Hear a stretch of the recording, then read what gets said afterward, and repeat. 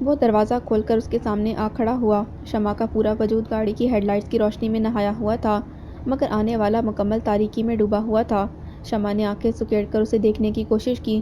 وہ دھیرے سے اس پر جھکا۔ گاڑی کی ہیڈ لائٹ سے نکلتی روشنی نے اب اس کے چہرے کو اپنے حصار میں لے لیا تھا۔ اگلے ہی پل شمع کی آنکھیں پھٹی کی پھٹی رہ گئیں۔ تم؟ وہ حیرت کے مارے گنگ رہ گئی۔ ہاں میں، شاویز ملک۔ تم کیا حذیفہ کے انتظار میں تھیں؟ وہ استہزائیہ انداز میں مسکراتے ہوئے اس کے چہرے کو دیکھ رہا تھا۔ شمع بے بسی سے لب بھیجے اسے دیکھنے لگی۔ لب ساکت تھے، مگر آنکھوں میں حذیفہ سے متعلق بے شمار سوال مچل اٹھے۔ حذیفہ کی فکر ہو رہی ہے تمہیں؟ وہ اس کی آنکھوں سے جھلکتی فکر کو بھانپ چکا تھا، تبھی اس کی حالت سے لطف اندوز ہوتے ہوئے پوچھنے لگا۔ شمع کی پلکیں حذیفہ کے فکر میں بھیگنے لگیں۔ یوں آنسو مت بہاؤ۔ اس نے افسوس کا مظاہرہ کرتے آنسو صاف کرنے کی غرض سے اپنا ہاتھ اس کی جانب بڑھایا۔ اپنا یہ غلیظ ہاتھ دور رکھو مجھ سے۔ شمع نے اس کے بڑھتے ہوئے ہاتھ کو ایک جھٹکے سے ہٹاتے تیز لہجے میں کہا۔ مجھے درد ہوا۔ وہ تمسخرانہ ہنسی ہنسا۔ اس کے ساتھ بھی اندھیرے میں گھلے اس کے سائے کو پہچان کر اس کے قریب چلے آئے۔ شمع مزید چوکس ہو کر ان سب کو درزیدہ نظروں سے دیکھنے لگی۔ تم لوگوں نے دیکھا اس ڈری سہمی ہرنی نے کیسے مجھ پر جھپٹ کر حملہ کیا؟ شاویز اب شمع کے مقابل بیٹھ کر جلانے والے انداز میں اپنے ساتھیوں سے مخاطب ہوا۔ بھائی آخر یہ ہرنی ہے کس کی؟ کاشی نے خباثت سے ہنستے معنی خیز انداز میں کہا اور شاویز کے ساتھ زمین پر بیٹھ گیا۔ اس کے دیکھا دیکھی عابد اور رؤف بھی وہاں زمین پر بیٹھ گئے تھے۔ ہائے اس حذیفہ کی، جو کسی گیدڑ کی طرح بدنامی کے خوف سے گھبرا کر حویلی میں منہ چھپائے بیٹھا ہے، عابد نے چسکے لیتے ہوئے کہا۔ تم جھوٹ بول رہے ہو، کچھ بھی ہو جائے حذیفہ منہ چھپا کر بیٹھنے والوں میں سے نہیں ہے۔ شمع نے عابد کو دیکھ کر تڑپ کر جواب دیا۔ ہائے یہ تو بڑی جیدار ہے یار۔ عابد نے شمع کی ہمت پر دلچسپی سے اسے دیکھتے ہوئے فکرہ کسا۔ اس کی جیداری تو میرے سینے پر گولی کی طرح لگ رہی ہے، ٹھا ٹھا کر کے۔ شاویز کے منہ سے ایک اور واہیات کہکا برآمد ہوا۔ وہ سینے پر ہاتھ رکھ کر زمین پر لیٹ گیا۔ اس کے ساتھی بھی اس کے کہکے سے اپنا کہکا ملاتے واہیات انداز میں ہنستے ہوئے زمین پر لوٹ پوٹ ہونے لگے۔ شمع نے ان سب کو درزیدہ نظروں سے دیکھا۔ خوف کے باعث اس کا جسم کپکپانے لگا تھا۔ یہ حذیفہ تو بڑا ہی بزدل نکلا، اتنی سی مار کھا کر اپنی حسین منگیتر کو ہمارے چنگل میں پھینک کر دم دبا کر بھاگ نکلا۔ شاویز دوبارہ آلتی پالتی مار کر اس کے سامنے بیٹھتے ہوئے بولا۔ اس کی خباثت بھری نگاہیں بڑی تفصیل سے اس کے چہرے کا جائزہ لے رہی تھیں۔ شمع کے جسم کا رواں رواں اس کی نگاہوں کی تپش سے سلگ رہا تھا۔ جب سے حویلی والوں کی عزت ہمارے ہاتھ لگی ہے، تب سے تو وہاں خاموشی چھائی ہے۔ عابد کی نگاہیں بھی شمع کے چہرے پر جمی تھیں۔ شمع کے جسم میں چونٹیاں سی رنگنے لگیں۔ وہ فیض پور کے انتہائی بدمعاش ونڈوں کے سامنے بے بسی کی تصویر بنی ہوئی تھی۔ حذیفہ تم کہاں ہو؟ تم مجھے اس شیطان سے بچانے کیوں نہیں آ رہے؟ کیسے تم نے مجھے ان کتوں کے سامنے اکیلا چھوڑ دیا؟ شمع دل ہی دل میں حذیفہ کو یاد کرتے شکوہ کناں تھی۔ اپنی اس عذراں حالت پر اسے بے اختیار رونا آیا۔ او یار ذرا دیکھو تو، یہ رو رہی ہے۔ رؤف نے شمع کے رخسار پر آنسوؤں کو بہتا دیکھا تو ان سب کو متوجہ کرتے ہوئے بولا۔ اس کے پکارنے پر شاویز مزید قریب ہو کر شمع کے چہرے کو عجیب سی نظروں سے دیکھتے ہوئے سوال کرنے لگا۔ تم کیوں رو رہی ہو اے حسین ہرنی؟ اس کے سوال سے زیادہ اس کے لہجے نے شمع کو خوفزدہ کر ڈالا تھا۔ اس کمبخت حذیفہ کے دھوکے نے تمہاری غزال آنکھوں کو ان آنسوؤں سے بھر ڈالا ہے نا؟ اس کا انداز بہکا بہکا سا تھا۔ اس کے دوستوں کے چہرے پر معنی خیز مسکراہٹ پھیلتی چلی گئی۔ گھبراؤ نہیں، اب تم میرے پاس ہو۔ اب تمہاری آنکھوں میں آنسو نہیں، صرف میری محبت کا خمار ہوگا۔ وہ خمار آلود نگاہوں سے اسے دیکھتے ہوئے اس کی جانب ہاتھ بڑھاتے ہوئے بولا۔ دور رہو مجھ سے، میری آنکھوں میں آنسو حذیفہ کی وجہ سے نہیں، تم جیسے بدمعاش کی بدولت ہیں۔ تم لوگوں کی بے غیرتی بے حیائی اس قدر بڑھ چکی ہے کہ فیض پور میں کسی کی بھی عزت محفوظ نہیں، اور رونا مجھے اس بات پر آ رہا ہے کہ تم جیسے شیطانوں کو یہاں روکنے والا بھی کوئی نہیں۔ شمع نے شاویز کا ہاتھ زور سے جھٹکتے اسے آئینہ دکھایا۔ رونا مجھے اس بات پر آ رہا ہے کہ کسی کے گھر کی عزت اچھال کر تم لوگ فخر محسوس کرتے ہو، یہ بھول جاتے ہو کہ تمہارے گھروں میں موجود تمہاری عزتیں بھی کسی کے ہاتھوں غیر محفوظ ہو سکتی ہیں۔ وہ ان چاروں کی جانب دیکھتے لتاڑ رہی تھی۔ وہ چاروں اسے ہکا بکا دیکھتے رہ گئے۔ کامنی سی لڑکی، اور کیا خوب نڈر لہجہ۔ تم لوگ انسانیت کے رتبے سے گر چکے ہو، کوئی دین ایمان سلامت نہیں رہا، خدا کا خوف نہیں رہا تم لوگوں کو۔ وہ کہتے کہتے روحان سی ہو گئی۔ یہ تو تقریر کر رہی ہے بھائی، ہمیں جوتے بھگو بھگو کر مار رہی ہے۔ رؤف نے گڑبڑا کر شاویز کو مخاطب کرتے ہوئے کہا۔ بالکل حذیفہ کی طرح۔ عابد کو بھی ایک دم حذیفہ یاد آ گیا۔ نہیں یار، حذیفہ تو بڑا ہی برا لگتا تھا یوں تقریر کرتے ہوئے، مگر یہ تو بڑی اچھی لگ رہی ہے، یوں پٹر پٹر بولتے ہوئے، دل پر لگ رہی ہے ٹھا کر کے۔ شاویز اسے یک ٹک مبہوت سا دیکھتے ہوئے میکانیکی انداز میں بولا۔ یار شاہویز اب چل اسے لے کر یہاں زیادہ دیر تک اس لڑکی کو لے کر بیٹھنا مناسب نہیں۔ حویلی والوں کو اتنا بھی ہلکا نہ لو، اگر گہری خاموشی ہے تو اس کے پیچھے بھی کوئی طوفان چھپا ہوگا۔ عابد نے ہوش کے ناخن لے کر زمین سے اٹھتے ہوئے کہا، تو ٹھیک کہہ رہا ہے یار، حذیفہ کی منگیتر تو فرصت سے دیکھنے کی چیز ہے۔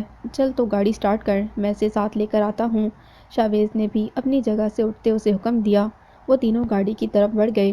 چلو میرے ساتھ۔ شاہویز شمع کی جانب بڑھ کر اسے بازو سے تھام کر اٹھاتے ہوئے بولا، چھوڑ دو مجھے کمینے انسان، میں تمہارے ساتھ ہرگز نہیں جاؤں گی، چھڑاتے ہوئے چیختے ہوئے کہا اور زور سے دانت کاٹ لیا۔ شاہویز کی غیر متوقع حرکت پر اس کا ہاتھ چھوڑ کر بری طرح تلملایا تھا، اس سے پہلے کہ وہ دوبارہ شمع کی جانب بڑھتا۔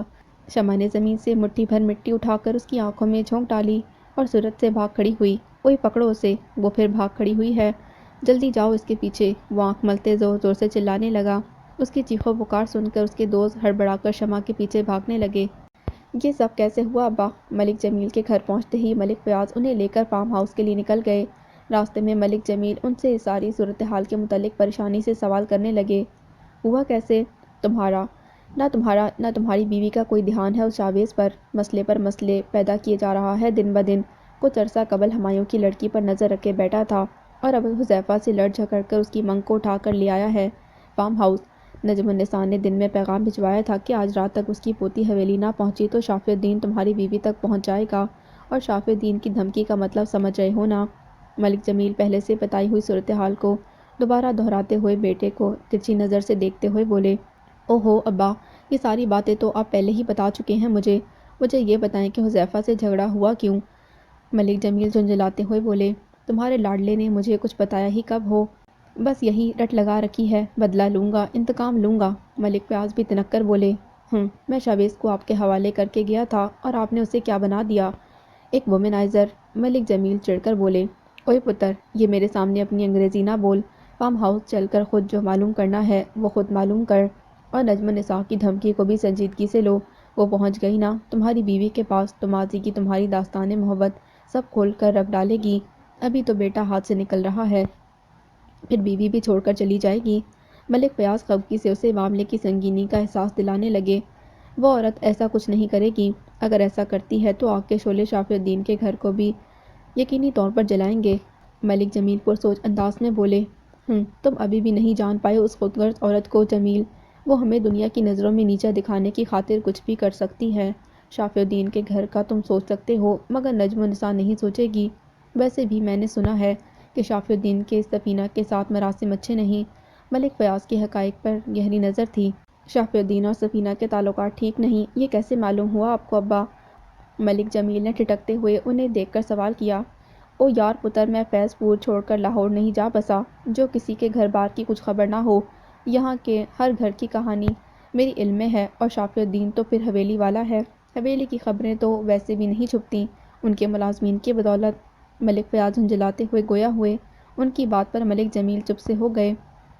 جمیل پتر، تو ادھر ادھر کی باتوں کو چھوڑ، شاہویز کی فکر کر بس۔ جوانی کی عمر دراصل نادانی کی عمر ہوتی ہے، اور تیرا پتر تو نادانی کی بھی ہر حد پار کرنے سے پیچھے نہیں ہٹ رہا۔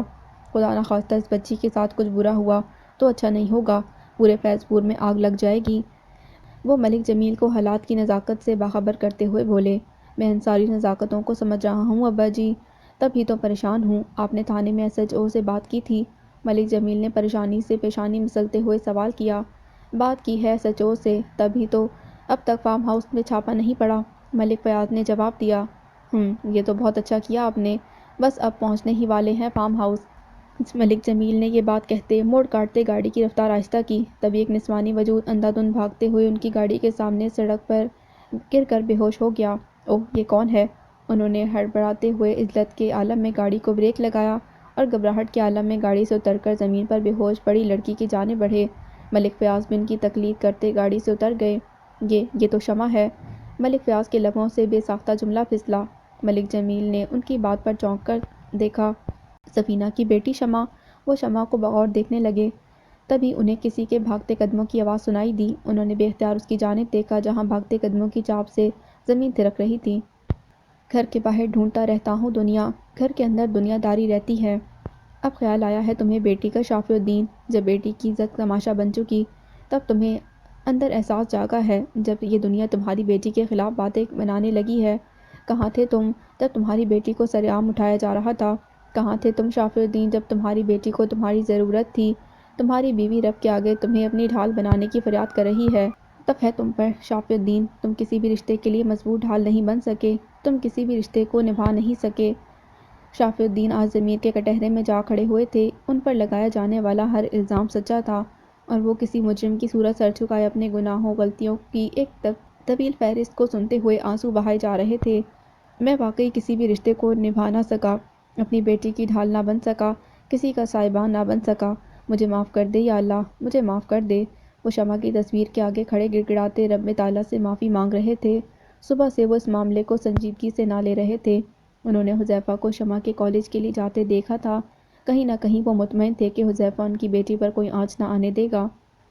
ملازمہ نے انہیں جب فون کال کا بتایا تب بھی وہ اسے بچوں کی شرارت سمجھے تھے، مگر اب گھر میں جب لوٹے تو ہر سو پھیلی خاموشی، شمع کے کمرے میں چھائی ویرانی اور سفینہ کا گڑ گڑاتا ہوا لہجہ انہیں صحیح معنوں میں پریشان کر گیا تھا۔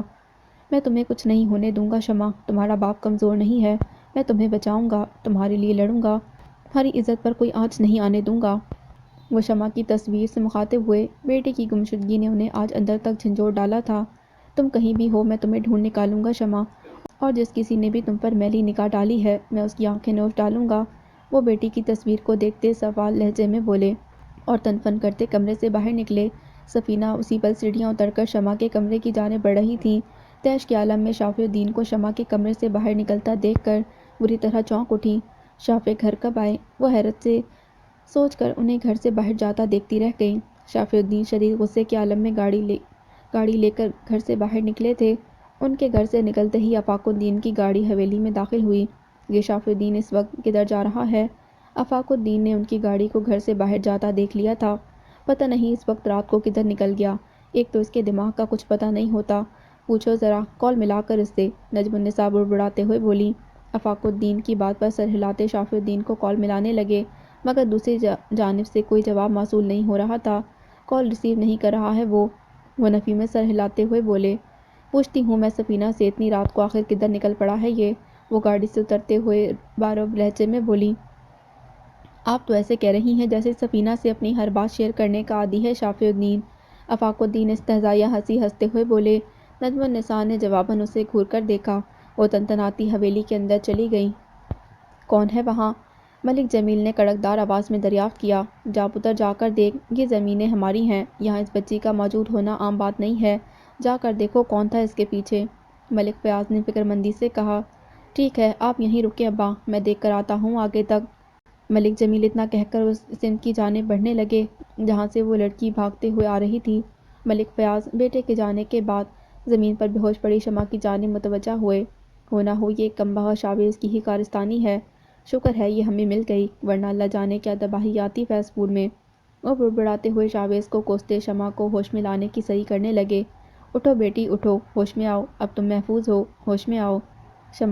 وہ شمع کے گال ہلکے ہلکے تھپ تھپاتے اسے ہوش میں لانے کی کوشش کرنے لگے۔ کچھ لمحے بعد ہی ملک جمیل واپس لوٹ آئے۔ کیا ہوا جمیل پتر، کچھ پتہ چلا وہ لوگ کون تھے؟ انہیں واپس آتا دیکھ ملک فیاض متجسس لہجے میں دریافت کرنے لگے۔ ابا مجھے دیکھ کر وہ لوگ بھاگ نکلے، یقیناً وہ لوگ مجھے جانتے تھے اور مجھ سے چھپنا چاہتے تھے، تبھی میرے سامنے آنے کی جرات نہیں کی۔ ملک جمیل جواب دیتے ملک فیاض کے قریب آ بیٹھے۔ او پتر یہ سادگی والی باتیں چھوڑ، اولاد بھلے تو رمخان بن جائے مگر باپ کے سامنے غلیظ حرکتیں کرتے کتراتی ہے۔ مجھے یقین ہے یہ شاویز ہی تھا۔ ملک فیاض کا انداز لتاڑنے والا تھا۔ مجھے بھی کچھ ایسا ہی شک پڑ رہا ہے۔ خیر اس بچی کا کیا حال ہے، گاڑی سے ٹکرانے کی وجہ سے زخمی تو نہیں ہو گئی؟ ملک جمیل فکرمندی سے شمع کی جانب دیکھتے ہوئے پوچھنے لگے۔ او نہیں پتر، شکر ہے میرے رب کا، بچی بالکل ٹھیک ہے، میرے خیال سے یہ بھاگتے بھاگتے نڈھال ہو گئی تھی، تبھی ہماری گاڑی کے سامنے آ کر آن گری ہے۔ خیر اب بتاؤ کیا کرنا ہے، میرے خیال سے تو اسے حویلی پہنچا دینا چاہیے۔ ملک فیاض نے سوچتے ہوئے کہا۔ نہیں ابا، پہلے اسے گھر لے چلتے ہیں، بیچاری حال سے بحال ہو رہی ہے، اس حلیے میں اگر سفینہ اسے دیکھے گی تو بیچاری مر ہی جائے گی۔ ملک جمیل نے عجلت میں انکار کرتے ہوئے کہا۔ ملک فیاض بیٹے کی بات پر ٹھٹک کر اسے دیکھ کے چلے گئے۔ او جمیل پتر، تو اب تک سفینہ کو نہیں بھولا، تجھے اب تک اس کی فکر ستاتی ہے؟ وہ حیرانگی سے استفسار کرنے لگے۔ ابا، محبت منو مٹی تلے دبا بھی دی جائے تب بھی مرتی نہیں ہے۔ سفینہ میرا پیار تھی، میری محبت تھی، جسے شافی الدین نے مجھ سے صرف اپنی انا کی تسکین کی خاطر چھین لیا۔ کیا اس کے چھین لینے سے سفینہ سے میری محبت کم ہو سکتی تھی؟ ملک جمیل کے اقرار نے ملک فیاض کو گنگ کر ڈالا تھا۔ چھوڑیں ابا ان باتوں کو، اس بچی کو اٹھا کر گاڑی میں ڈال کر گھر لے جاتے ہیں، پھر جتنی جلدی ممکن ہو اسے حویلی پہنچانا ہوگا۔ ملک جمیل جان چھڑانے والے انداز میں بولے۔ محبت ہر دل پر اپنی کیفیت کے ساتھ اثر انداز ہوتی تھی، کسی کو چھو کر گزر جاتی ہے اور کسی کے رگوں پے میں رچ بس جاتی ہے۔ ملک جمیل کی رگوں میں بھی سفینہ سے کی گئی محبت لہو بن کر دوڑ رہی تھی۔ ہاں، یہ مناسب بات ہے۔ ملک فیاض بیٹے کی بات پر تائیدی انداز میں سر ہلاتے ہوئے بولے۔ وہ دونوں شمع کو سہارا دے کر اسے گاڑی میں بٹھانے لگے۔ یار شاہویز، ایک مسئلہ ہو گیا ہے۔ وہ تینوں آگے پیچھے بھاگتے شاہویز کے پاس لوٹے تھے اور پھولتی ہوئی سانسوں کو بحال کرتے کہہ رہے تھے۔ شاہویز پہلے ہی شمع کی اس حرکت پر غیظ و غضب کا شکار ہوئے گاڑی میں بیٹھا تھا۔ اس کی آنکھیں مٹی چلے جانے کے باعث سرخ ہو رہی تھیں۔ ان تینوں کے یوں ہانپتے کانپتے اطلاع دینے پر وہ غصے سے بھنبھنا اٹھا۔ کیا مسئلہ ہو گیا اب؟ یہی کہ وہ لڑکی تم لوگوں کے ہاتھ سے نکل گئی۔ وہ پرتعش انداز میں چلا اٹھا۔ یار نکل گئی تو نکل گئی، مگر جس کے ہاتھ لگی اس کا نام نہ پوچھو۔ کاشی نے گھبراتے ہوئے کہا۔ کیوں؟ کس کی اتنی ہمت ہے جو ملک شاہویز کے شکار کو پناہ دے، اس کے شکنجے سے نکال کر لے جائے؟ شاہویز نے وپھرتے ہوئے انداز میں گاڑی سے باہر نکل کر کہا۔ وہ تینوں اس کے سوال پر ایک دوسرے کا منہ دیکھنے لگے۔ اوئے، تم لوگوں کو سانپ سونگھ گیا کیا؟ نام بتاؤ کون ہے وہ جس نے اتنی ہمت کی ہے اس لڑکی کو تم لوگوں سے چھڑا کر لے جانے کی؟ وہ ان تینوں کو خاموش دیکھ کر مزید بپھر گیا تھا۔ یار شاہویز، ہم سے چھڑانے کا تو موقع ہی نہیں ملا، اس شخص کو دیکھ کر تو ہمارے اوزان ہی قطع ہو گئے۔ رؤف نے منہ بسوڑتے سچ کہا۔ او نکمو، کیا کسی جن بھوت کو دیکھ لیا جو یوں ہوش اڑ گئے تم لوگوں کے؟ شاہویز نے ٹھٹک کر ان تینوں کو دیکھتے ہوئے کہا۔ نہیں یار، بات صرف ہماری نہیں، تو بھی انہیں دیکھے گا تو پتھر کا ہو جائے گا۔ عابد نے رؤف اور کاشی کو دیکھ کر منمناتے ہوئے جواب دیا۔ اوئے، یہ تم تینوں کہیں حویلی والوں کی تو بات نہیں کر رہے؟ شاہویز کا ماتھا ٹھنکا۔ کہیں حویلی تو نہیں پہنچا کر آئے اس لڑکی کو؟ وہ ان تینوں کو مشکوک انداز میں گھورتے ہوئے دیکھ کر کہنے لگا۔ نہیں یار، حویلی والوں کو تو بھنک بھی نہیں پڑنے دی ہم نے اس جگہ کی۔ کاشی نے جلدی سے صفائی پیش کی۔ اسے ڈر تھا کہ ملک شاہویز حویلی والوں کا نام سن کر مزید طیش میں مبتلا نہ ہو جائے اور غصے کی حالت میں ان تینوں کی کٹ نہ لگا ڈالے۔ ویسے بھی جب وہ غصے میں مبتلا ہوتا تھا تو پھر کسی کی سنتا تھا نہ پہچانتا تھا۔ پھر کس سے ڈر کر یوں گیدڑ کی طرح بھاگ کھڑے ہوئے ہو تم لوگ؟ ملک شاہویز بری طرح چڑھ کر گرجا۔ او یار، تمہارے باپ سے! عابد کے منہ سے بے اختیار پھسلا۔ اوئے عابد، تمیز سے! یہ کیا بکواس لگا رکھی ہے تم لوگوں نے؟ سچ سچ کیوں نہیں بتاتے کہ کیا ہوا ہے؟ ملک شاہویز کا غصہ اب جھنجھلاہٹ میں ڈھلنے لگا۔ ہوا یہ ہے کہ جب تک ہم لوگ اس لڑکی تک پہنچے وہ لڑکی گاڑی سے جا ٹکرائی۔ اب پوچھو ذرا کون تھا اس گاڑی میں؟ رؤف نے پہیلی نما انداز میں جواب دیا۔ اس سے پہلے کہ میں بھول جاؤں کہ تم تینوں میرے دوست ہو اور اپنا سارا غصہ تم تینوں پر نکال دوں، شرافت سے بتاؤ کہ کون تھا؟ ملک شاہویز کے صبر کا پیمانہ لبریز ہوا جا رہا تھا۔ اس نے رؤف کو گریبان سے پکڑ کر چراغ پا ہوتے ہوئے دھمکایا۔ گاڑی میں ملک جمیل تھے۔ رؤف نے اس کے غصے سے گھبرا کر ذلت کے عالم میں جواب دیا۔ ابا جی! ملک شاہویز گنگ سا رہ گیا۔ ہاں جی، اور صرف وہ ہی نہیں تھے، ان کے ساتھ ملک فیاض بھی تھے۔ رؤف نے اپنا گریبان آہستگی سے شاہویز کی گرفت سے چھڑاتے اس کی معلومات میں مزید اضافہ کیا۔ ابا جی کے ساتھ دادا جی بھی تھے؟ اوئے، یہ تو غضب ہو گیا یار! ملک شاہویز اپنی جیپ کے بونٹ سے پشت ٹکاتے ہوئے پریشانی کے عالم میں کہہ گیا۔ او یار، یہی تو ہم بتانے کی کوشش کر رہے تھے کہ غضب ہو گیا۔ کاشی نے منہ بسوڑ کر لقمہ دیتے ہوئے کہا۔ اوہ احمقوں! تم لوگ بتانے کی کوشش کر رہے تھے یا پہیلیاں بجھوا رہے تھے؟ اس نے چڑھنے والے انداز میں کاشی کے پیٹھ پر ایک تھپ لگاتے ہوئے کہا۔ یار، بتانے کی کوشش ہی تو کر رہے تھے، اب تمہارے مزاج کا تو خیال رکھنا پڑتا ہے نا، فوراً بتا دیتے تو غصے میں نہ آ جاتے کیا؟ کاشی اس زوردار دھپ پر خفگی سے بولا، مگر شاہویز اس کی منمناہٹ سنی انسنی کر گیا۔ ابا جی کا شہر سے آنا اور پھر دادا جی کے ساتھ کھیتوں کی طرف آنا اور اس لڑکی کو واپس لے جانا کچھ اچھی خبر نہیں، مجھے فوراً گھر جانا ہوگا۔ ملک شاہویز کے دل میں آج بھی اپنے باپ کا ڈر خوف موجود تھا۔ تبھی باپ کے یوں اچانک آمد پر بری طرح گھبرا اٹھا۔ ہم بھی تیرے ساتھ چلیں؟ عابد نے فکرمندی سے استفسار کیا۔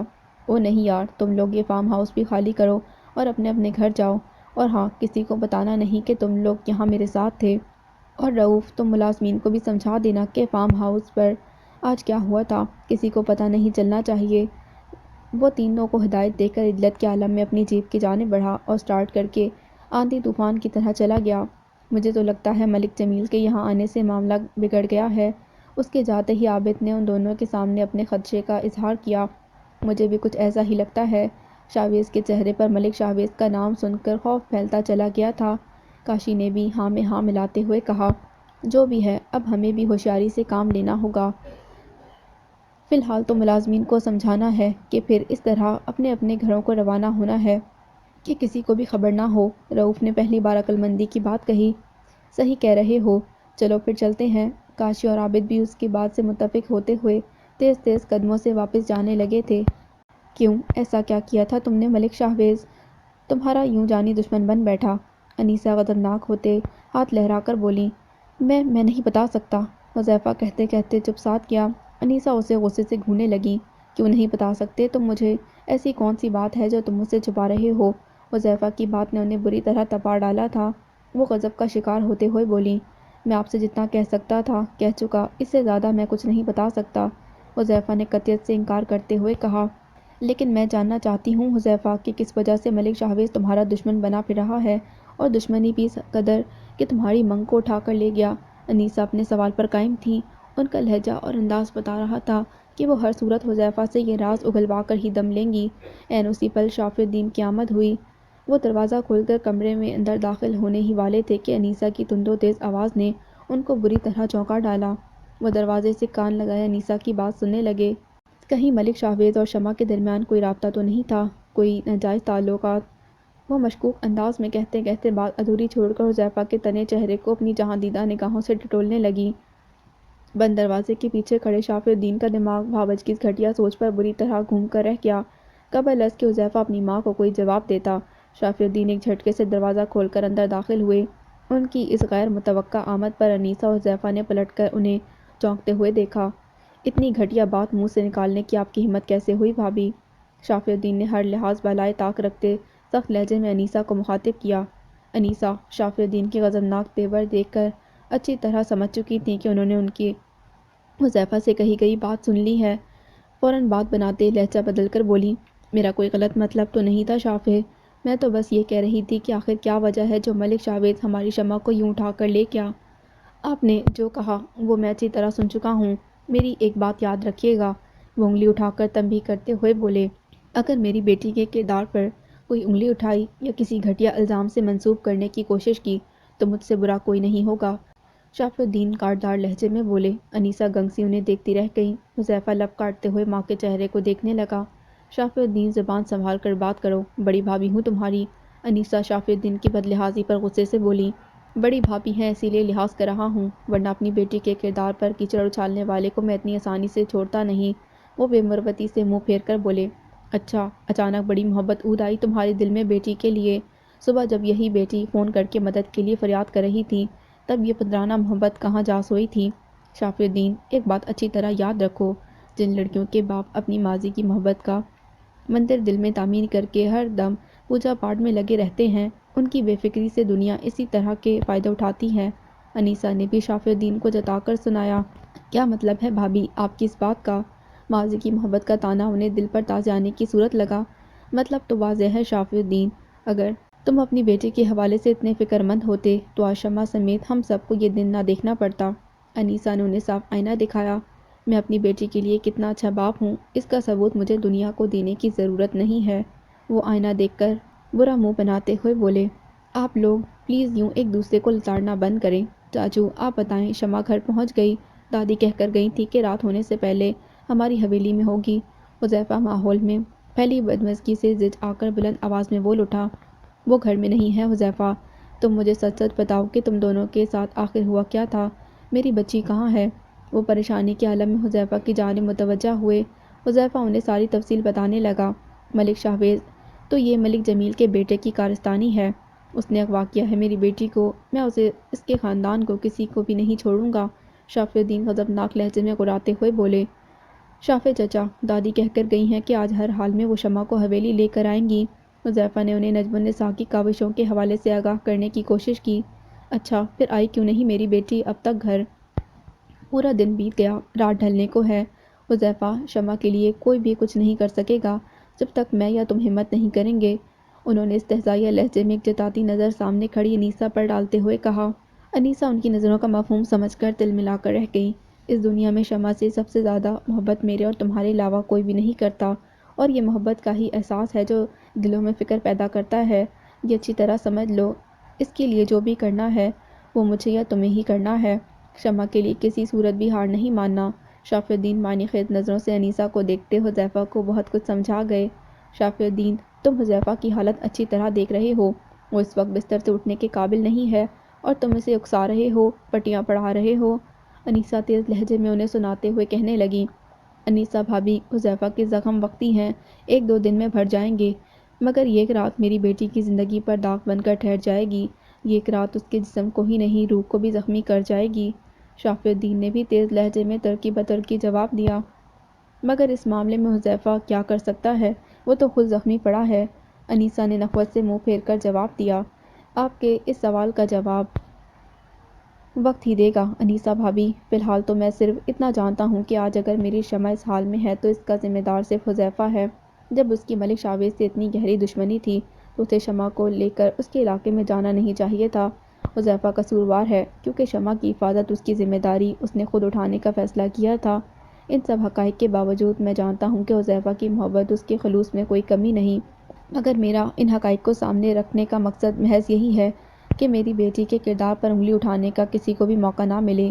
اس کے باوجود اگر کسی نے میری معصوم بیٹی کو بد کردار ثابت کرنے کی کوشش کی تو پھر اس کے لیے مجھ سے برا کوئی نہیں ہوگا۔ شافی الدین نے بہت واضح جملوں میں انیسہ کو اپنی بات سمجھائی تھی۔ انیسہ جی جان سے کلس کر انہیں جاتا دیکھتی رہ گئی۔ شافی چچا ٹھیک ہی تو کہہ رہے ہیں، شمع آج جس مصیبت میں ہے اس مصیبت کا ذمہ دار صرف میں ہی تو ہوں۔ شافی الدین کے جانے کے بعد حذیفہ نے بے بسی کے عالم میں بڑبڑاتے ہوئے کہا، پہلے بیٹی اور اب اس کے باپ نے میرے بچے کی زندگی عذاب بنا ڈالی ہے۔ اس رشتے کو تو میں ہر حال میں توڑوا کر ہی رہوں گی۔ انیسہ نے غصیلی نظر حذیفہ کے چہرے پر ڈالی اور دل ہی دل میں تہیہ کرتے ہوئے خود سے ہم کلام ہوئی۔ نہ جانے کیسے انسان ہے شافی، ان کا دل تو شاید پتھر کا ہے۔ بیوی کو تو محبت بھی تو کیا عزت کے بھی قابل نہیں سمجھا، مگر بیٹی وہ تو اپنا خون ہے، شافی کے جسم کا حصہ ہے، پھر کیوں اتنا بے پرواہ ہیں مجھ سے؟ اتنے مشکل وقت میں بھی اتنی لاپرواہی؟ مجھ سے پوچھا تک نہیں شمع کے بارے میں؟ انیسہ شافی الدین کو جاتا دیکھ کر بے بسی سے پوچھنے لگیں۔ سفینہ شافی الدین کو جاتا دیکھ کر بے بسی سے سوچنے لگیں۔ قسمت کی ستم ظریفی پر انہیں رونا آ گیا، آنکھوں سے اشک رواں ہوئے اور انہیں خبر بھی نہ ہوئی۔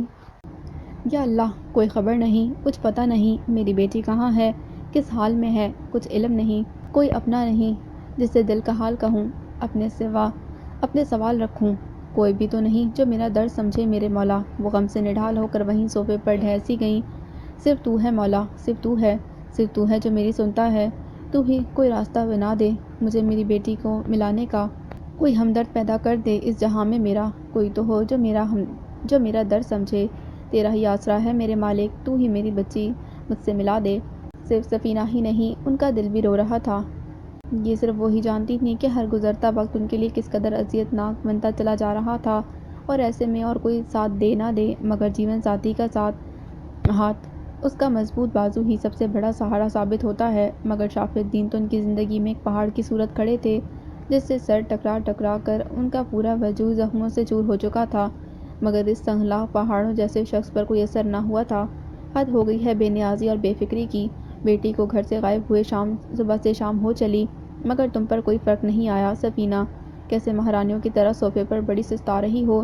نجم النساء اسی پل اندر داخل ہوئیں اور صوفے پر بیٹھی کراہتی ہوئی سفینہ کو دیکھ انہوں نے اپنے بے حس ذہنیت کی بھرپور عکاسی کی۔ اماں، میری بیٹی، میری شمع، کچھ پتہ چلا اس کے بارے میں؟ کہاں، وہ کس حال میں ہے؟ وہ ان سفاک جملوں کو نظر انداز کرتی ہوئی بیقراری سے نجم النساء کی جانب بڑھیں۔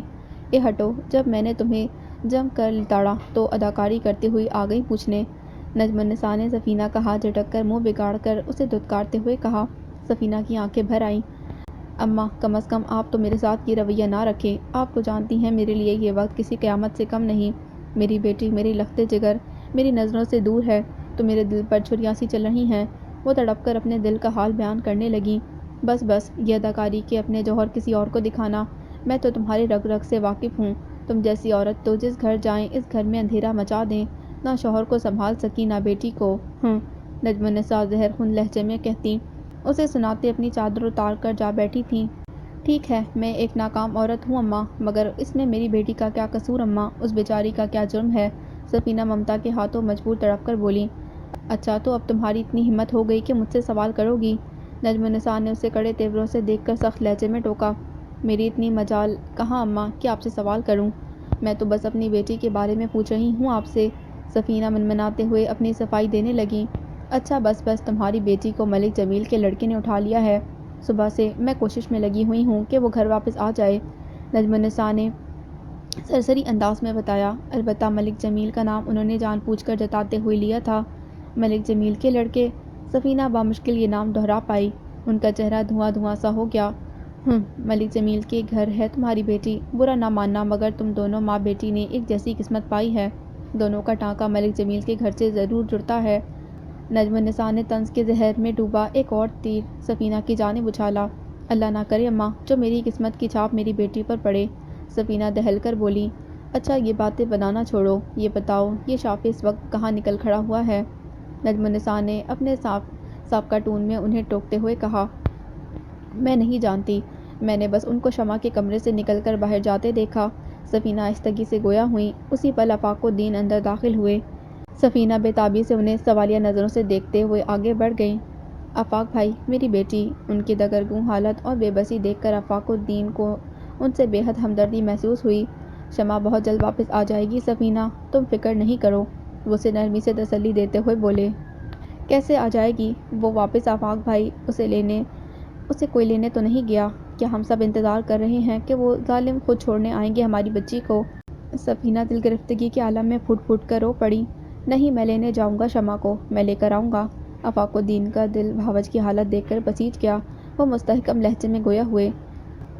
تم کہیں نہیں جاؤ گے آفاق، وہ لوگ خود آئیں گے شمع کو چھوڑنے، اگر نہیں آئے تو تم جانتے ہو میں کیا کرنے والی ہوں۔ نجم النساء کے لہجے میں ان کا روایتی روب اور دبدبہ عود آیا۔ جو آپ چاہتی ہیں ویسا کچھ نہیں ہوگا اماں، میں خود ملک فیاض سے ملنے جاؤں گا اور اپنی بچی لے کر آؤں گا۔ آفاق الدین اپنا فیصلہ سنا کر چلے گئے۔ وہ جس بات کا تہیہ کر بیٹھتے اس سے پھر کبھی پیچھے نہ ہٹتے تھے۔ یہ بات نجم النساء بہت اچھی طرح جانتی تھیں۔ جب میں نے تمہیں کہا تھا کہ آ جائے گی تمہاری بچی گھر، تو تمہیں میری بات سمجھ میں نہیں آئی تھی؟ جو آفاق الدین کے سامنے ٹسپے بہانا شروع کر ڈالا۔ آفاق الدین کے چلے جانے کے بعد نجم النساء نے خشمگی نگاہوں سے سفینہ کو گھورتے ہوئے ڈپٹا اور غصے سے اٹھ کر چلی گئیں۔ میں آپ جیسی کٹھور ماں نہیں ہوں اماں، جو بیٹی کی جدائی کو برداشت کر سکوں۔ اس دنیا میں میری بیٹی ہی تو میرا واحد سچا اور کھرا رشتہ ہے۔ میں اس لیے اپنی جان قربان کر سکتی ہوں، مگر اسے خود سے جدا نہیں کر سکتی۔ سفینہ انہیں ڈبڈباتی نظروں سے جاتا دیکھ کر سوچ کر رہ گئی تھی۔ اس نے آنکھیں کھولیں تو خود کو ایک کشادہ روشن کمرے میں پایا۔ وہ بے اختیار اٹھ بیٹھی۔ آج کا دن اس کے لیے ایک چونکا دینے والا دن ثابت ہوا تھا۔ اف میرے خدا، اب میں کہاں پھنس گئی ہوں؟ وہ اس بڑے سے کمرے کا جائزہ لیتے پریشانی سے بڑبڑائی۔ یا اللہ، مجھے اس مصیبت سے نکال دے، مجھے میرے اپنوں تک پہنچا دے میرے مالک۔ بدنامی کی جو کالک میرے منہ پر یہ قسمت ملنا چاہتی ہے، مجھے اس کالک سے بچا لے۔ وہ دعائیہ انداز میں ہاتھ اٹھا کر دعا مانگتے ہوئے رونے لگی۔ عین اسی پل کمرے کا دروازہ کھلا اور ملک فیاض اندر داخل ہوئے۔ اسے ہوش میں بیٹھا دیکھ چونکتے ہوئے بآواز بلند بولے، اے جمیل پتر، جلدی آؤ، دیکھو اس بچی کو ہوش آ گیا۔ شمع نے ٹھٹک کر انہیں دیکھا۔ کچھ ہی لمحے لگے، وہاں ایک نہایت خوش شکل خوش لباس شخص موجود تھا۔ شکر ہے شمع بیٹی، تمہیں ہوش آ گیا، ملک جمیل نے مسکراتے ملائمت سے دریافت کیا۔ شمع کی آنکھوں میں تحیر پھیلتا چلا گیا۔ بیٹا، میں جانتا ہوں تم شافی الدین کی بیٹی ہو، میں ملک جمیل ہوں۔ آج شام ہی فیض پور آیا ہوں اور اپنے کھیتوں کی طرف جا رہا تھا کہ تم بھاگتے بھاگتے اچانک ہماری گاڑی کے سامنے آ کر بے ہوش ہو گئی تھیں۔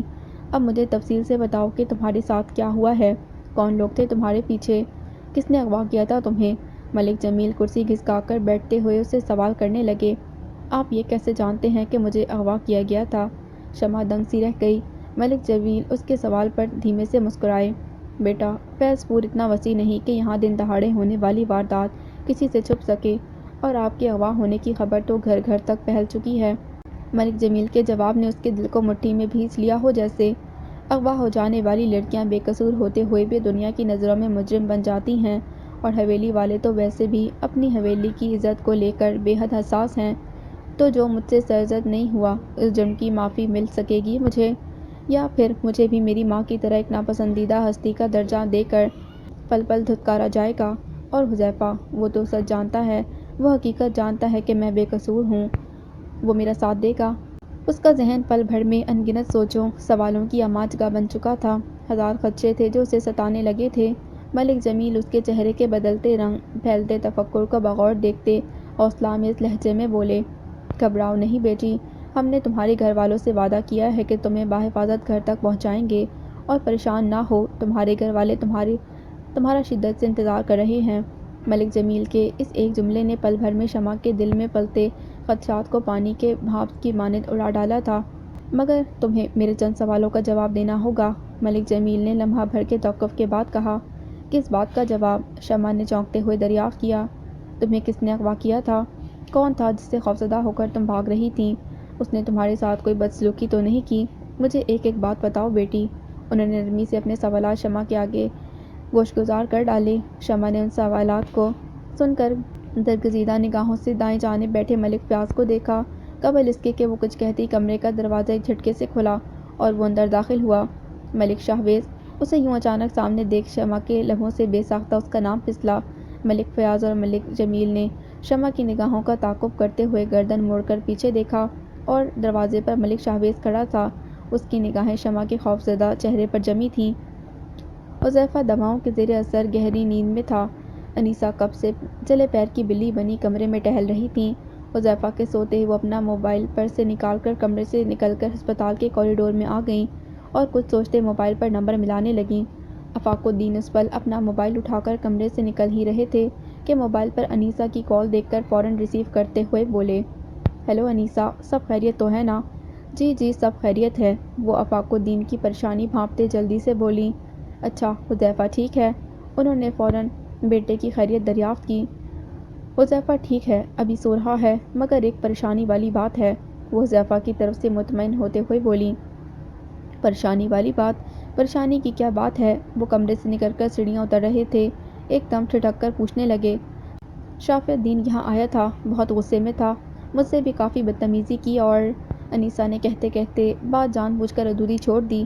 شافی الدین وہاں گیا تھا، غصے میں تھا، بدتمیزی سے تم سے بدتمیزی بھی کی اور کیا؟ آفاق الدین سیڑھیاں اترتے اترتے یکدم رک گئے اور حذیفہ کو شمع کے ساتھ پیش آنے والے واقعے کا ذمہ دار ٹھہرا کر چلا گیا ہے وہ۔ انیسہ نے بہت سوچ سمجھ کر یہ بات کہی تھی۔ اس کا تو دماغ خراب ہو گیا ہے، ساری زندگی اس نے یہی کیا ہے، ہر خرابی کا ذمہ دار دوسروں کو ٹھہرا کر خود ہر فرض سے بری الذمہ ہو جاتا ہے۔ آفاق الدین کا رد عمل انیسہ کے حسب توقع تھا، وہ زیر لب مسکرا اٹھیں۔ بس کیا کہوں، یہاں ہسپتال میں بھی اس نے کافی شور شرابہ مچایا اور پھر تن فن کرتا یہاں سے چلا گیا، وہ بظاہر فکر مندی سے مگر طنزیہ انداز میں مسکراتے ہوئے کہہ رہی تھیں۔ کیا کہاں گیا ہے، کچھ پتہ ہے تمہیں؟ آفاق الدین فکر مندی سے سوال کرنے لگے۔ نہیں، مجھے کیا معلوم کہ کہاں گیا ہے وہ، اپنی مرضی کا مالک ہے شافی الدین، جو دل چاہتا ہے وہی کرتا ہے، انیسہ لاپرواہی سے بولیں۔ ٹھیک ہے، تم پریشان نہ ہو، بس حذیفہ کا خیال رکھو، میں شافی سے رابطہ کر کے دیکھتا ہوں، آفاق الدین نے پرسوچ انداز میں کہا۔ جی ٹھیک ہے آفاق، شمع کا کچھ پتہ چلا؟ انیسہ نے سرسری انداز میں دریافت کیا۔ اسی کا پتہ کرنے ملک فیاض کے گھر جا رہا ہوں، آفاق الدین نے انہیں اطلاع دے کر کال منقطع کر ڈالی۔ ایک بالش بھڑ کی لڑکی نے پورے گھر کو نچاک کر رکھ دیا ہے۔ خیر شافی الدین، تمہارا کھیل تو میں نے شروع ہونے سے قبل ہی ختم کر ڈالا۔ انیسہ دل ہی دل میں خوش ہوتی واپس کمرے میں آ گئی۔ اب تم کچھ بھی کہو، آفاق تمہاری بات پر یقین نہیں کرنے والے۔ شافی، تم جیسے خود پرست لوگ نہ کبھی اپنا بھلا کر سکتے ہیں، نہ خود سے وابستہ لوگوں کا بھلا کر سکتے ہیں، وہ طنزیہ انداز میں مسکراتے ہوئے سوچنے لگیں۔ تم نے میرے بیٹے کو میرے خلاف کھڑا کرنے کی کوشش کی، میں نے تمہارے خلاف تمہارے ہی گھر والوں کو کھڑا کر ڈالا۔ جانتے نہیں ہو تم ابھی مجھے شافی الدین، تم اپنی رات بھر کی گمشدہ بیٹی کو میرے بیٹے کے سر مڑنے کی کوشش کر رہے ہو، میں تمہیں، تمہاری بیوی اور بیٹی کو حویلی میں رہنے کے قابل ہی نہیں چھوڑوں گی۔ شمع کے لیے انیسہ کے دل میں برسوں سے دبی نفرت آج ابھر کر سامنے آئی تھی۔ وہ فیصلہ کر چکی تھی کہ حذیفہ کی شادی شمع سے وہ کسی صورت بھی نہ ہونے دیں گی، اور ایک بار جو وہ ٹھان لیتی تھیں، اس پر عمل درآمد کے لیے وہ ہر حد پار کرنے کی ہمت رکھتی تھیں۔ اس پل بھی ان کے چہرے پر پھیلی شاطرانہ مسکراہٹ ان کے ذہن میں پلتے گھناؤنے کھیل کے تانے بانے بننے کا پتہ دے رہی تھی۔ رحیم الدین چودھری اللہ دین کے اکلوتے چشم و چراغ تھے۔ چودھری اللہ دین اور ان کی زوجہ اکبری کئی دنوں سے لاڈلے بیٹے کی شادی کا خواب دیکھنا شروع ہو گئے تھے، اور صرف خواب پر بس نہیں، اکبری نے پورے فیض پور میں بیٹے کے لیے دلہن اور اپنی بہو کی تلاش کی مہم بھی شروع کر ڈالی تھی۔ اس زمانے میں فیض پور چھوٹا سا گاؤں ہوا کرتا تھا۔ ہر گھر کی خبر زبان زد عام ہوا کرتی تھی۔ فیض پور کی ہر عورت جانتی تھی کہ اکبری بیگم کو اپنے لاڈلے بیٹے کے لیے قابل بہو چاہیے۔ اسی غرض سے حویلی میں عورتوں کی روز روز آمد ایک معمول کا حصہ بن چکی تھی۔ بیگم صاحبہ، یہ چادر خاص طور پر آپ کے لیے بنوائی ہے۔ سکینہ اپنی سگر بیٹی آمنہ کے ہمراہ چادر کے بہانے حویلی میں موجود تھی۔ انتہائی حسین خوش رنگ چادر اکبری بیگم کے سامنے پھیلا کر خوشی سے کہہ رہی تھیں، اے سکینہ، یہ چادر تو بڑی حسین ہے، تو نے خود بنائی ہے؟ اکبری نے متاثر کن لہجے میں چادر پر ہاتھ پھیرتے سوال کیا۔ او نہیں بیگم صاحبہ، یہ میری بیٹی آمنہ نے خاص آپ کے لیے اپنے ہاتھوں سے بنائی ہے۔ سکینہ نے پاس بیٹھی آمنہ کو مسرور انداز میں دیکھتے ہوئے کہا، اے سکینہ، تیری بیٹی کے ہاتھوں میں جادو ہے جیسے، یقین کر ایسی حسین چادریں تو شہر میں بڑے مہنگے داموں ملتی ہیں، تیری بیٹی نے تو گھر بیٹھے ہی بنا لیا۔ اکبری نے سرحتی نگاہوں سے ذرا فاصلے پر شرمائی لجائی سی بیٹھی آمنہ کو دیکھتے ہوئے کہا، بیگم صاحبہ، یہی نہیں، میری بیٹی تو ہر فن مولا ہے، ہر کام میں طاق ہے، ایک سے ایک کھانے بناتی ہے۔ اکبری کی تعریف سے سکینہ کا خون منو من بڑھ گیا تھا۔ وہ پرجوش سی اپنی بیٹی کی تعریفیں انگلی پر گن گن کر بیان کرنے لگیں۔ اکبری اس دوران آمنہ کو جانچتی نگاہوں سے دیکھتی رہی۔ سرخ اور سفید، لمبی چوڑی ستواں ناک اور بڑی بڑی آنکھوں والی آمنہ ان کے دل کو بے حد بھلی لگی تھی۔ ایسا نہیں تھا کہ آمنہ کو انہوں نے پہلی بار دیکھا تھا۔ 2 سال قبل تک وہ فیض پور میں ہی ہوتی تھی۔ پھر وہ اپنی خالہ کے پاس شہر میں چلی گئی۔ وہاں سے واپس لوٹی تو رنگ و روپ، قد کاٹ، چال ڈھال سب کچھ بدل اور نکھر چکا تھا۔ حقیقت تو یہ تھی کہ آمنہ نے جیسے ہی رحیم الدین کی شادی کی خبر سنی، ویسے ہی آمنہ کو واپس بلا لیا گیا اور آج اسے حویلی میں لیے بیٹھی تھی۔ سن سکینہ، اس جمعے میں تیرے گھر آؤں گی، تیری بیٹی کے ہاتھ کا بنا کھانا بھی کھاؤں گی۔ اکبری نے اشارے کنائیوں میں جواب دیتے سکینہ کو دیکھا۔ سکینہ کی بانچیں کھل گئیں۔ جم جم آئیں بیگم صاحبہ، جم جم آئیں، ہمارے لیے تو بڑی خوشی کا مقام ہے جی۔ سکینہ کے من کی مراد پوری ہونے کی خوشی اس کے چہرے سے جھلک رہی تھی۔ حویلی سے گھر لوٹتے ہوئے راستے بھر وہ آمنہ کو کئی نصیحتیں سنا چکی تھیں۔ دیکھ تو، چودھرائن کے دل میں جگہ بنا لے گی تو آنے والے وقتوں میں حویلی کی چودھرائن بن کر پوری حویلی میں راج کرے گی، اور رحیم الدین جیسا گھبرو جوان تو پورے فیض پور میں کہیں نہیں، تیری تو قسمت کھل جائے گی۔ رات کو سونے سے قبل بھی سکینہ آمنہ کو نصیحت کرنا نہ بھولیں، اماں ساری رات لگا کر اتنی حسین کشیدہ کاری کی چادر پر اب اور کیا کیا کروں؟ آمنہ پریشان سی استفسار کرنے لگی۔ جیسا میں کہوں ویسا ہی کر، بس جمعے کا دن آنے دے، تب تک کسی کو کچھ نہ بتانا، سمجھ گئی نا؟ سکینہ نے رازداری سے اسے سمجھایا۔ اماں، کیا میں اب خالہ کے پاس واپس شہر نہیں جاؤں گی؟ آمنہ کو بیٹھے بیٹھے اچانک خیال آیا تو پوچھ بیٹھی، اے پگلی ہوئی ہے کیا؟ شہر واپس جا کر تو نے کیا کرنا ہے؟ اے نگوڑ ماری، یہ فیض پور تیرے لیے جنت بننے والا ہے، اب یہیں دل لگا، یہیں رہنا ہے تجھے۔ سکینہ نے اسے جھڑکتے ہوئے کہا۔ اماں ایک بات بتا۔ آمنہ پر جھڑک کر کچھ اثر نہ ہوا، سوچتے ہوئے سوال کرنے لگی۔ چل پوچھ، سکینہ نے جان چھڑانے والے انداز میں کہا۔ دن بھر کی تھکی ہاری چارپائی پر لیٹی تو نیند پلکوں پر آ بیٹھی۔ اماں تو خالہ کو بتائے گی اس رشتے کے بارے میں؟ آمنہ نے جھجکتے ہوئے پوچھا۔ ارے نہیں جھلی، جب تک بات پکی نہیں ہو جاتی کسی کو بھی نہیں بتانا، سمجھ گئی نا میری بات؟ سکینہ نے اسے گھور کر دیکھتے ایک بار پھر سمجھایا اور کروٹ بدل کر خراٹے لیتی نیند کی وادی میں اتر گئی۔ مگر آمنہ کی آنکھوں سے تو نیند اڑ چکی تھی۔ حویلی سے نکلتے اس نے رحیم الدین کو دیکھ لیا تھا۔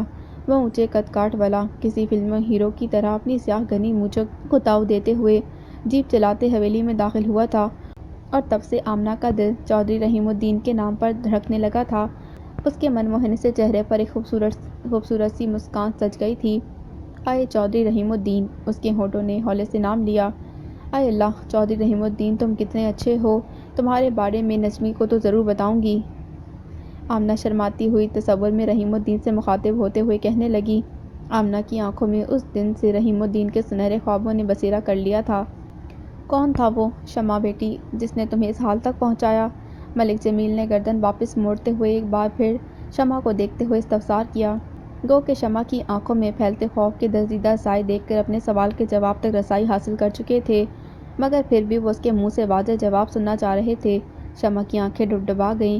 اس کی جیداری تو میرے سینے پر گولی کی طرح لگ رہی ہے، ٹھا ٹھا کر کے اسے وہ تمام باتیں اس کی سماعتوں میں گونجنے لگیں جو ملک شاہویز نے اس سے اپنی شان و شوکت کے زوم میں کہی تھیں۔ یہ حذیفہ تو بڑا ہی بزدل نکلا، اتنی سی مار کھا کر اپنی حسین منگیتر کو ہمارے چنگل میں پھینک کر تم دبا کر بھاگ نکلا۔ وہ وقت کتنا بے بسی بھرا تھا جب ان گھٹنوں کے سامنے مجبور سی بیٹھی تھی، اپنی ذات سے متعلق ان کی واہیات گفتگو سن رہی تھی۔ گھبراؤ نہیں، اب تم میرے پاس ہو، اب تمہاری آنکھوں میں آنسو نہیں، صرف میری محبت کا خمار ہوگا۔ وہ انتہائی بیہودہ جملوں سے بچنے کے لیے اس کے پاس کوئی چارہ بھی نہیں تھا۔ حذیفہ تو بڑا ہی برا لگتا تھا یوں تقریر کرتے ہوئے، مگر یہ تو بڑی اچھی لگ رہی ہے، یوں پٹر پٹر بولتے ہوئے، دل پر لگ رہی ہے ٹھاک کر کے۔ شمع کو لگا ان لفظوں سے ٹپکتی غلاظت اب بھی اس کی سماعتوں کو چھیر رہی ہے، ملک شاہویز کی بے باک نگاہیں اب بھی اس کے جسم کو پپوڑ رہی ہیں۔ اس کی آنکھوں سے اشرواں ہو گئے، وہ بے اختیار رو پڑی۔ ارے بیٹا، تم رو کیوں رہی ہو؟ رونا نہیں ہے اب تمہیں، تم بالکل محفوظ ہو ہمارے پاس۔ ملک جمیل اس کے یوں رونے پر گھبرا گئے، اسے تسلی دیتے سمجھانے لگے۔ ملک فیاض نے بھی سامنے بیٹھی گھبرائی ہوئی معصوم بچی کو دیکھا اور ملامتی نگاہوں سے برابر میں کھڑے شاہویز کو دیکھا۔ ملک شاہویز ان نظروں کا مفہوم بہت اچھی طرح سمجھ چکا تھا، تب بھی گڑبڑا کر ادھر ادھر دیکھنے لگا۔ دیکھو بیٹا، تمہیں کسی سے بھی ڈرنے کی ضرورت نہیں، کسی سے بھی گھبرانے کی ضرورت نہیں، تم کہیں اور نہیں میرے اپنے گھر میں موجود ہو، اور میرے گھر میں کسی کی اتنی ہمت نہیں کہ تمہیں نقصان پہنچائے۔ انہوں نے ایک جتاتی نظر شاہویز کی جانب اچھال کر شمع کو یقین دلایا۔ شمع نے ان کی اس بات پر بے اختیار نظر اٹھا کر سامنے کھڑے غصے سے پیچ و تاب کھاتے ملک شاہویز کو دیکھا، پھر ملک جمیل کو دیکھنے لگی۔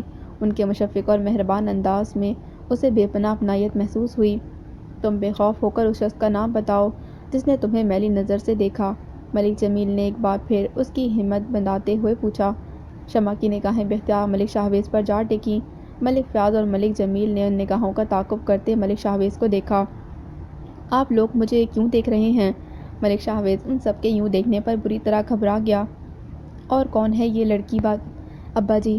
اس نے انجان بننے کی بھرپور کوشش کی، مگر لہجے کی لڑکھڑاہٹ چہرے پر نمودار ہوتی۔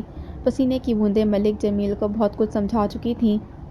اچھا، تو تم مجھ سے پوچھ رہے ہو کہ یہ لڑکی کون ہے، جبکہ یہ لڑکی ہمیں ہمارے کھیتوں کے علاقے سے ملی ہے، اور پورے فیض پور میں یہ بات مشہور ہو چکی ہے کہ تم نے اس کے منگیتر کے ساتھ مار پیٹ کی اور اسے اٹھا لے گئے، اور اب تم معصوم بنے مجھ سے پوچھ رہے ہو کہ کون ہے یہ لڑکی؟ ملک جمیل شدید غصے کے عالم میں اپنی جگہ سے اٹھ کھڑے ہوئے اور طیش کے عالم میں بیٹے کو لتاڑا۔ نہیں نہیں ابا جی، یہ جھوٹ ہے، میں نے تو آج حذیفہ کو دیکھا بھی نہیں، مارنے پیٹنے کا تو سوال ہی نہیں پیدا ہوتا۔ ملک شاہویز نے ڈٹائی سے جھوٹ بولا۔ یہ جھوٹ کہہ رہا ہے، اس نے اپنے دوستوں کے ہمراہ حذیفہ پر حملہ کیا، اسے بری طرح مارا پیٹا، اور شاہویز کے صاف جھوٹ پر شمع پھٹ پڑی تھی، وہ گواہ تھی اس کے ظلم کی، اور کیا؟ ملک جمیل نے اسے بات ادھوری چھوڑنے پر سوالیہ نگاہوں سے دیکھا۔ ملک شاہویز نے اسے آنکھوں ہی آنکھوں میں دھمکانے کی کوشش کی، اور مجھے اغوا بھی اس نے اپنے ساتھیوں کے ساتھ مل کر کیا تھا۔ شمع نے شاہویز کی نگاہوں سے جھلکتی دھمکیوں کو یکسر نظر انداز کر کے اشارہ کرتے ہوئے کہا، اگر آج وہ ہمت نہیں کرتی تو وہ جانتی تھی کہ یہ شیطان ہمیشہ اسے ڈراتا دھمکاتا اور بلیک میل کرتا رہے گا۔ ڈر خوف یہ ایک طرح کے لائسنس ہوتے ہیں ڈرانے والے کے لیے کہ آؤ ہمیں ڈراؤ، کیونکہ ہم تمہارے گھناؤنے روپ سے خوفزدہ ہوتے ہیں۔ جس دن انسان اس لائسنس کو جاری کرنا بند کر دے گا، ڈرانے والے کی ہمت خود بخود دم توڑ دے گی۔ شمع نے بھی آج اسی سوچ کے زیر اثر ہر خوف اور خدشے کو بالائے طاق رکھتے ہوئے شاہویز کو بے نقاب کر ڈالا تھا۔ یہ جھوٹ بول رہی ہے، شاہویز غصے میں بآواز بلند چلایا۔ ملک جمیل نے طیش کے عالم میں اپنی جگہ سے اٹھ کر اس کے منہ پر ایک زناٹے دار تھپڑ رسید کیا۔ شاہویز کے لیے ملک جمیل کا یہ رد عمل انتہائی غیر متوقع تھا۔ وہ حقدق سا اپنے باپ کے تنے ہوئے چہرے کو دیکھنے لگا۔ یہ جھوٹ بول رہی ہے شاہویز، کیا تم نے اپنے دادا جی کو خود نہیں بتایا تھا کہ تم نے شافی الدین کی لڑکی کو اغوا کیا ہے؟ شافی الدین نے پل بھر میں اس کا پول کھول ڈالا۔ ان کی بات پر شاہویز نے چونکتے ہوئے ملک فیاض کو دیکھا۔ ملک فیاض پوتے کی آنکھوں سے جھلکتی بے یقینی دیکھ کر منہ پھیر گئے۔ میں سارے حقائق جانتا ہوں، مگر اس لڑکی سے سچ سننا چاہتا تھا اور دیکھنا چاہتا تھا کہ اپنے کرتوت میرے سامنے کھلتا دیکھ تم کیا کہتے ہو۔ وہ سخت لہجے میں اسے مخاطب تھے۔ شاہویز کے اندر غصے سے بھانپٹ جلنے لگے، مگر باپ کا رعب اور خوف تھا جو خاموشی سے سر جھکائے کھڑا تھا۔ اب سچ سچ بتاؤ مجھے شاہویز، کیوں کیا تم نے یہ سب؟ کیوں حذیفہ کو مارا اور اس بچی کو کیوں اغوا کیا؟ وہ درست لہجے میں سوال کرنے لگا۔ جواب اس کے پاس موجود تھا، انتقام، مگر یہ لفظ یقینی طور پر ایک نئے سوال کو جنم دیتا۔ کس بات کا انتقام؟ اور انتقام کی وجہ تھی سبین۔ اگر وہ سبین کا نام منہ سے نکالتا تو ان گنت سوالوں کے ساتھ ساتھ بہت سے مسائل بھی جنم لیتے۔ کون ہے سبین؟ کیسے جانتے ہو تم اسے؟ تمہارا اس سے کیا تعلق تھا؟ آخر اس کے ساتھ ایسا کیا ہوا تھا جو انتقام لینے کی نوبت آئی؟ یہ وہ سوال تھے جو لازمی ملک جمیل اسے پوچھتے اور ہر سوال کا جواب اسے مزید مشکل میں گرفتار کر ڈالتا۔ جواب دو ملک شاہویز، میں تم سے کچھ پوچھ رہا ہوں۔ کیوں اتنا ہنگامہ مچا کے رکھا ہوا تھا تم نے؟ کیوں اغوا کیا تھا اس بچی کو تم نے؟ ملک جمیل بھپرے ہوئے انداز میں اپنا سوال دہراتے استفسار کرنے لگے۔ ملک شاہویز نے ایک سر اٹھا کر ایک سرد نظر شمع کی جانب اچھالی اور اسے دیکھ آہستگی سے بولا، اچھی لگی تھی یہ مجھے، اسی لیے اٹھا لیا۔ اس کے لہجے کی صفاقی اور ڈھٹائی نے وہاں کھڑے تمام نفوس کو چونکا ڈالا۔ شمع کو یوں محسوس ہوا کہ اس کے پیروں سے جان نکلنے کو ہے۔ سبین اس شب بڑے اہتمام سے تیار ہوئی تھی۔ انیسہ سے کہا تھا کہ سہیلی کی منگنی میں جانا ہے۔ انیسہ نے بھانجی پر اعتماد کر کے اسے ڈرائیور کے ہمراہ سہیلی کے گھر بھجوا دیا۔ شاہویز اپنی جیپ میں بیٹھا پہلے ہی اس کا منتظر تھا۔ سبین ڈرائیور کے جاتے ہی اس کی گاڑی میں آ بیٹھی۔ بہت خوبصورت لگ رہی ہو، شاہویز نے اس کی تیاری پر سراہتی نگاہوں سے دیکھتے ہوئے کہا۔ تمہارے خاص دن پر یہ بھلا کیسے ممکن کہ میں خوبصورت نہ لگوں؟ سبین نے اٹھلا کر جواب دیا۔ شاہویز کے لبوں پر بڑی جاندار سی مسکراہٹ کھیل گئی۔ آج کا دن صرف میرے لیے نہیں بلکہ تمہارے لیے بھی بے حد خاص ہے، شاہویز نے معنی خیز انداز میں اسے دیکھتے ہوئے کہا۔ کیا مطلب؟ سبین نے اسے ناسمجھی سے دیکھتے ہوئے پوچھا۔ مطلب تو بہت صاف ہے، تم مجھ سے اب الگ تو نہیں ہو۔ جو دن میرے لیے خاص ہے وہ تمہارے لیے بھی تو خاص ہوا نا؟ شاہویز نے اسے مسکرا کر دیکھا اور ہلکے پھلکے انداز میں جواب دیا۔ اوہ اچھا، ایک بات کہوں شاہویز؟ سبین نے کھڑکی کے پار دوڑتے بھاگتے نظاروں کو دیکھتے ہوئے کہا۔ ایک بات کیوں؟ 100 بات پوچھو، شاہویز نے شوخی سے جواب دیا۔ مجھے اب تک یقین نہیں آتا کہ تم مجھ سے اتنی محبت کرتے ہو، سبین نے محبت کے دریا میں ڈبکی لگاتے خمار آمیز لہجے میں کہا۔ آج یقین آ جائے گا، آج تمہیں میری محبت پر یقین آ جائے گا۔ شاہویز کے لہجے میں ایک بار پھر معنی خیزی لوٹ آئی۔ سبین ہر بات سے بے نیاز تازہ ہوا کے جھونکے کو آنکھیں موندے اپنے چہرے پر چھیڑخانی کرتا محسوس کر رہی تھی۔ جیپ ایک موڑ مڑ کر کھیتوں کے درمیان میں موجود سڑک سے گزرتی جا رہی تھی۔ ہم کہاں جا رہے ہیں؟ سبین نے کھیتوں پر نظر دوڑائی سرسری انداز میں پوچھا۔ میرے فارم ہاؤس پر، شاہویز نے مسکرا کر جواب دیا۔ تمہاری سالگرہ کی پارٹی وہیں پر ہے؟ سبین نے شاہویز کو دیکھتے ہوئے سوال کیا۔ وہیں پر ہے، میں اپنی پارٹیاں فارم ہاؤس میں ہی مناتا ہوں۔ ایک بار پھر اس کی باتیں معنی خیزی کے لپیٹ میں لپٹ چکی تھیں۔ سبین مسرور سی باہر دیکھتے چلی گئی۔ اچانک کسی بات کے یاد آنے پر وہ پریشانی سے بولی، اوہ شاہویز، ایک غلطی ہو گئی مجھ سے، میں تمہارا گفٹ لانا تو بھول ہی گئی۔ کوئی بات نہیں، میرے لیے سب سے خوبصورت تحفہ تم ہو، شاہویز نے مخمور انداز میں اسے دیکھتے ہوئے اس کی پریشانی چٹکی میں اڑا دی۔ جیپ ایک وسیع رقبے پر پھیلے فارم ہاؤس کے گیٹ پر جا رکی۔ گیٹ پر تعینات چوکیدار نے جیپ دیکھتے ہی عجلت کے عالم میں دونوں گیٹ وا کر ڈالے۔ جیپ فراٹے بھرتی اندر چلی گئی۔ تمام مہمان کب تک آئیں گے؟ فارم ہاؤس میں سناٹے کو تیرتا دیکھ سبین نے حیرت سے استفسار کیا۔ تم اندر تو چلو، مہمان بھی نظر آ جائیں گے۔ شاہویز اسے ساتھ لیے اندر آ گیا۔ اس کے اندر آتے ہی ایک کمرے سے کاشی، رؤف اور عابد بھی مسکراتے باہر نکل آئے۔ آ جاؤ میرے جگر، شاہویز ان تینوں سے باری باری گلے ملتے خوشی سے بولا۔ وہ تینوں بھی مسکراتے سبین کی جانب معنی خیز نگاہوں سے دیکھنے لگے۔ سبین کو اچانک یہ سب کچھ عجیب سا لگنے لگا۔ اسی احساس کے زیر اثر وہ شاہویز سے مخاطب ہوئی۔ شاہویز، تم نے مجھے بتایا تھا کہ تم اپنی سالگرہ کی خوشی میں چھوٹی سی پارٹی دے رہے ہو، مگر یہاں تو تم چاروں کے علاوہ کوئی بھی نہیں ہے۔ ہاں تو میری جان، تمہارے لیے ہم چاروں کافی نہیں کیا؟ شاہویز کا لہجہ اچانک بدلا تھا۔ وہ واہیات انداز میں ہنستے اس کی جانب بڑھا۔ سبین اس کے بدلے تیور اور انداز دیکھ کر بری طرح چونکی۔ اگلے ہی پل اس کے دل میں کچھ انتہائی غلط ہونے کا احساس جاگا۔ یہ کیا کر رہے ہو تم شاہویز؟ مطلب کیا ہے تمہارا اس فضول سی بات کا؟ وہ ہکلاتے ہوئے پیچھے ہٹی۔ مطلب بالکل واضح ہے، تمہیں جب سے دیکھا تھا تب سے ہی دل میں ٹھان چکا تھا کہ تمہارا پیار تو میں حاصل کر کے رہوں گا۔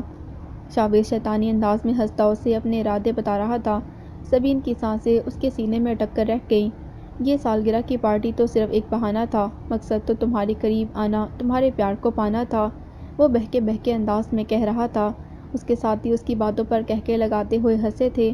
سبین کا جسم طوفانی ہواؤں سے لرزتے پتوں کی طرح کپکپانے لگا۔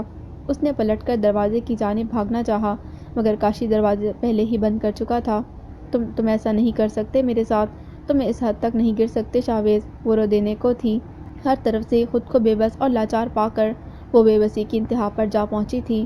ارے میں تو ہوں ہی ایسا، تمہیں حذیفہ نے بتایا نہیں تھا کیا؟ کریکٹر ڈھیلا ہے میرا، شاہویز نے شیطانیت سے کہکا لگا کر گنگنایا تھا۔ سبینہ پھٹی پھٹی آنکھوں سے اسے دیکھتی رہ گئی۔ تہمتیں تو لگتی ہیں، روشنی کی خواہش میں گھر سے باہر آنے کی کچھ سزا تو ملتی ہے۔ لوگ ہوتے ہیں، ان کو کیا خبر جانا آپ کے ارادوں کی خوبصورت آنکھوں میں بسنے والے خوابوں کے رنگ کیسے ہوتے ہیں، دل کی گود آنگن میں پلنے والی باتوں کے زخم کیسے ہوتے ہیں، کتنے گہرے ہوتے ہیں، کب یہ سوچ سکتے ہیں؟ ایسے بے گناہ آنکھیں گھر کے کونے خدروں میں چھپ کر کتنا روتی ہیں، پھر یہ کہانی سے، اپنی کج بیانی سے، اس قدر روانی سے داستان سناتے ہیں، اور یقین کی آنکھیں سچ کے غمزدہ دل سے لگ کے رونے لگتی ہیں۔ وہ لوگ سینڈ اسپرٹ بیچ پر موجود تھے، شفاف نیل گوئی سمندر جس پر آفتاب نے سنہری جال بچھا رکھا تھا آسمان کی وسعتوں تک پھیلا ہوا نظر آ رہا تھا، اور اس کے کنارے سونے کی مانند دمکتی نرم گرم ریت کسی جادوئی منظر کی عکاسی کر رہی تھی۔ ریت پر ایک بڑی سی چادر بچھی تھی، وہ بڑی فرصت سے پیر پسارے اس چادر پر بیٹھی، گردن گھمائے بہت دور سے نظر آتے حرکت کرتے ایک نقطے کو دیکھ رہی تھی۔ اس کے چہرے پر اجلی اجلی سی مسکراہٹ پھیلی تھی، اور آنکھوں کے سیاہ ڈیلے جو سورج کی چمک سے قطعی رنگ اوڑھ چکے تھے، اس دور سے نظر آتے نقطے کو ایک ایک حرکت کو بڑی دلچسپی سے دیکھ رہے تھے۔ اس کی آنکھوں میں انتظار ہلکورے لے رہا تھا، دور سے نظر آتا وہ مرئی نقطہ ہر گزرتے پل کے ساتھ ساتھ نزدیک آتا جا رہا تھا، اور یہ نزدیکی اس نقطے کی اصل صورتحال کو بحال کر رہی تھی۔ سمندر کی مدہوشی کے عالم میں اٹکلیاں کرتی لہریں سنہری ریت کو بھگو کر سفید گھوڑے کی ٹانپوں کو بھی گدگدانے میں مشغول تھیں۔ وہ سفید گھوڑا برق رفتاری سے دوڑتا ہوا اپنی منزل کی جانب بڑھ رہا تھا، اور گھڑ سوار جیسے سونے کا مجسمہ ہو، اس کے بھورے بال، تراشی ہوئی داڑھی، حتیٰ کہ آنکھوں کا بھورا رنگ بھی سورج کی چمک سے سنہری رنگ میں ڈھل گیا تھا۔ وہ یوں گھوڑے پر سوار تھا جیسے فاتح عالم ہو، اس کی نگاہیں اس کے لبوں کا ساتھ دیتے مسکرا رہی تھیں، دھیمی مگر مسحور کن مسکراہٹ۔ اس کی آنکھیں سامنے موجود اس گلابی وجود پر ٹکی تھیں جو سمندر کنارے بڑی فرصت سے پاؤں پسارے بیٹھی تھی۔ اس کے پیر چادر کی حدود سے باہر نکل رہے تھے، اور شرارتی لہریں نرم ریت سے تال میل جوڑ کر اس کے پیروں کو گدگدا رہی تھیں۔ گھڑ سوار تیزی سے اس لمحے بہ لمحے گھٹتے فاصلے کو پاٹتا ہوا اس پری مہوش تک پہنچنے کی جستجو میں مبتلا تھا۔